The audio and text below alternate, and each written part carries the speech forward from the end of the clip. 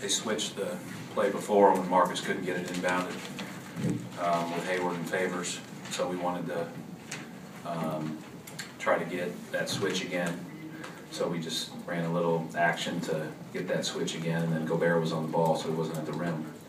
So we were hoping to slip, catch it a little bit cleaner and play it in, but you know, that was the goal, and you know, it ended up being okay.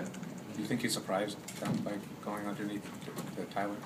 No, I mean, no, they did good. I mean, Gordon's an athlete. It's not like him, you know, Tyler on him is the, you know, a huge advantage. Obviously, he's got a couple of inches, but you know, hey, with 1.7 seconds left, you're really lucky to get a shot up, let alone get a basket to go in. So we were fortunate. I think that, you know, with Marcus Smart taking it out and Gobert on the ball, it's hard to deliver a good pass. If Gobert tips it, the game's basically over unless it tips right to us. So, you know, it's easy to second guess that stuff, but I won't, because, you know, I saw how long Marcus had to throw over just to get the pass to where it was. It's another reason why we had to throw the ball in the air, though. Brett, what did you think of Marcus's poise in that situation to throw kind of a pinpoint pass, and then Tyler, a lot of guys may have panicked when, you know, and he really took his time, made sure he had, well, took as much time as he could and made sure he yeah, I mean, they just wanted to enjoy 1.7 seconds at the rim and being the biggest guy, I think, for once. Coach, Tyler's reaction was very stoic, not much of a reaction, kind of similar to yours last year in Miami after that Jeff Green three. What does that say about his personality? I mean, what kind of guy is he behind closed doors? You know, he's a very business-like person. He is an everyday guy. He works really hard. He has a good sense of humor, and he's a really good guy. But you know, you know, with some guys you might be concerned about them hitting a last-second shot and how they're going to react the next game. I'm not concerned with him. Brad, only 3 turnovers tonight. How important was your taking care of the ball, and what kind of a priority did you place on it tonight? Well, it's one of our 5 things that we have made a big deal for our team and moving forward. And you know, we went into the game 8th in the league in turnover percentage, which is good. You know, last time we allowed Utah back in the game because we threw the ball all over their gym and almost lost that game there. So, and we played a huge priority on it, but it helps. I mean, it helps to have Isaiah handling the ball because you know, he's a hard guy to get it from. Hi, Coach. Last night you were pretty critical about the extra pass. Did you see more of that tonight, and also defensive presence against them? Defense was good. Their defense was really good, as we anticipated.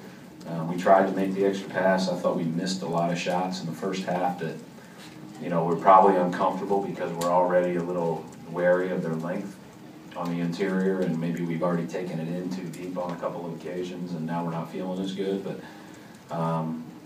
you know, I thought a lot of guys made extra passes and plays. You know, I thought Jonas Jerebko made 2 huge hustle plays, and we really played pretty well, but we played really poorly in that, you know, last 2 minutes of the game, and I didn't do a very good job of managing that either. Made the shot when it needed to, but what are your impressions of this night? A lot of misses both sides. It just seemed to be. So the way that I walk out of here, Steve, is, you know, what is a game? I don't even know what game. What number is this? 59. So I'm not worried about the misses. You know, I'm worried about the execution as far as, you know, like late we were a little bit off in what we were trying to do on the high pick, just because we haven't been there together. And so we literally walked into the locker room, drew it up, and talked about it right after the game, because we have, you know, we've got a bunch of new guys. We're not practicing. We're not, so we've got to get better on, you know, on the fly and as we're thinking about it. But the number one thing I walk out of here with is, damn, their defense is good. Like, that's an outstanding defense, and it's got the potential to be an outstanding defense for a long time with that length. You said turnovers is one of the 5 things that you're focusing on going forward. What are the other 4? Being nice to the media. Giving away, no. Making sure we set our defense, playing well on the defensive end. you know, sharing the ball and doing as well as we can to get the loose balls and those types of plays. That's basically the quick version of it. Yeah. Brad, the response from, I mean, it was a sloppy game and offensively you guys struggled, but were you pleased with the mental response and from last night?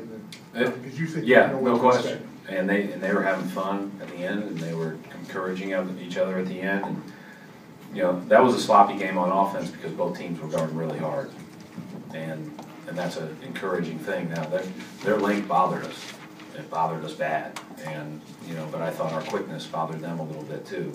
So we were forced, I thought, to play small because I didn't think we'd be able to score if we couldn't stretch the floor.